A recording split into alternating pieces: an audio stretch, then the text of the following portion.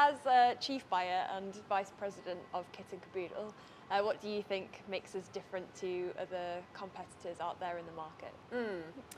Well, I think what makes us different to our competitors is that we have a very changing range all the time. So when we buy a product, it might never be repeated. So that is one of our advantages. And as our whole collection and as a company, we're quite agile in a way that we can easily turn around. You know, if things happen on trends or colors, or if we see something like peaking, we can instantly place orders on those particular products and have it in our showroom within quite a short amount of time. So I think that is one of our strong points. Another thing is that the way we look and the way we kind of curate the range is quite global. Like we don't only look at what is trendy in Dubai or this region, we do travel a lot. So we see what's happening in the US, we see what's happening in Europe.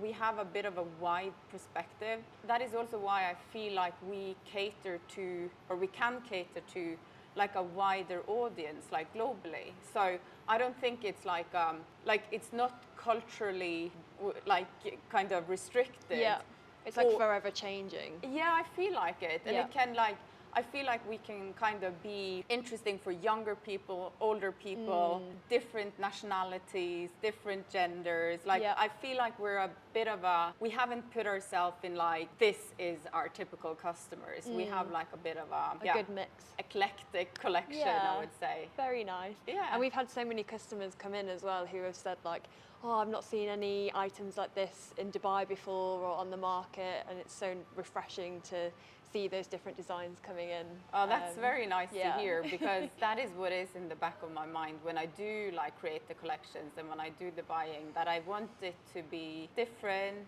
new, on trend, and very current. Yeah, definitely. I think you've done very well so far. Oh, thank you. So talking about trends, what do you think is the top 3 trends at the moment? Within furniture or interiors in general? Well, maybe both. Yeah? Yeah. Well, it's difficult to pinpoint 3 that is the biggest ones. But if we're talking about materials as one of the things, that the color palettes are fairly nude. Yeah. But there is a lot of texture to it, so that it's tactile surfaces. So instead of playing with so many different shades, playing with textures, instead of just having plain glass, maybe you have a rigid glass, or instead of having just a plain velvet like the sofa, you have a textured kind of velvet sofa. And so I feel like that is one of the things that is very trending at the moment. For instance, another one is that the mixing of material, metals, it has in the past been very okay, if you go with gold, it should only be gold. Yeah. And that I feel like it's not something we follow anymore. You can mix and match gold, rose gold, silver, black. I mean, it's no kind of it's not restrictions. Once you've decided that's it, you have to stick with it. Exactly. Yeah. And then I feel like there's that you're coming back to the pure materials, actual stones, actual wood is something that is, we don't want laminates or the fake surfaces. Definitely. So, yeah, people want genuine materials. Genuine materials, yeah. No, so that is something we try to follow on the buying. Of course, it's always an element of price point as well, because there are a lot of artificial or man-made materials that can give a similar look, but it will never compete with the real thing when you touch it and feel it. Yeah. But on a price point, it might do the job.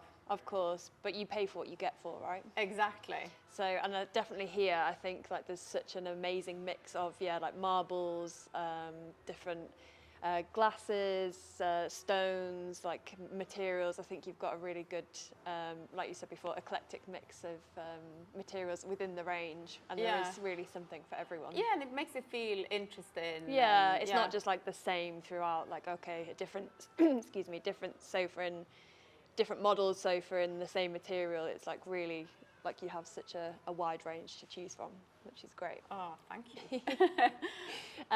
So how does your buying strategy work? Like you obviously need to try and stay ahead of the trend if possible, and like kind of predict what will be popular in coming months. But is there like a specific way you do that, or you just kind of have a gut feeling? Well, I think it's a mixture of both, because I mean, I work as an interior designer as well, so you do a lot of like research in when you're working on design projects, like you do a lot of research, and then that gives you some inspiration. Then also we travel a lot, so we travel a lot to different fairs around the world. So travel gives a good exposure. Then I also like to attend a few like trend seminars every year. I follow a few in Scandinavia that I feel is very current, always quite on trend. They're kind of tailored towards the Scandinavian market, but Scandinavians are often ahead, even though they don't pick up on all the nuances that is happening here. I feel like that can give me a good indication on what is to come in the next years. And then, like, the most important thing is that I cannot just copy what someone else is doing, because if I see what someone else is doing, I'm already too late. So I need to try and like come up with a concept and a theme that can be implemented on the shop floors as well. So it's not about finding, for instance, one product and thinking that that product itself is going to be like what is going to carry the range. It needs to be like themed into categories or style groups, if you like.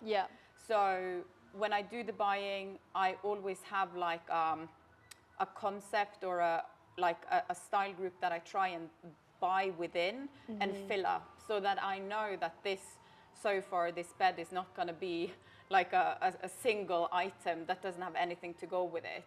And often I give those style groups a name, and I also give them a description that explains to me and to concept what we're going for and how the products will complement each other, and what that style group itself is gonna represent when we put it in our on the shop floor and in the marketing and stuff. Nice. Yeah. And Kit Kaboodle kind of has its own style groups, if you like kind of different concepts.